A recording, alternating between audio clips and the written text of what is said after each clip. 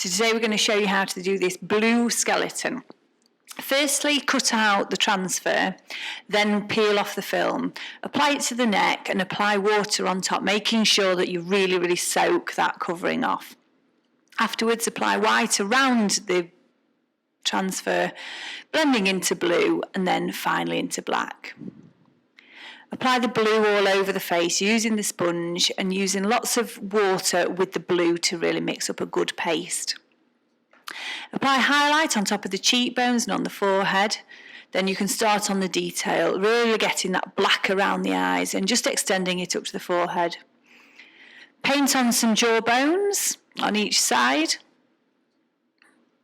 And then you can apply black just to give some definition around the face area. Using the white, start to highlight some of the areas and add on some teeth. Highlight those cheekbones and highlight around the eyes. Add in some cracks just to give some texture to the look and just break up the eye circles with a few cracks. Apply black in between all of the teeth to really give some definition to them. Then using the glow-in-the-dark paste, apply it to the white teeth and on areas around the face.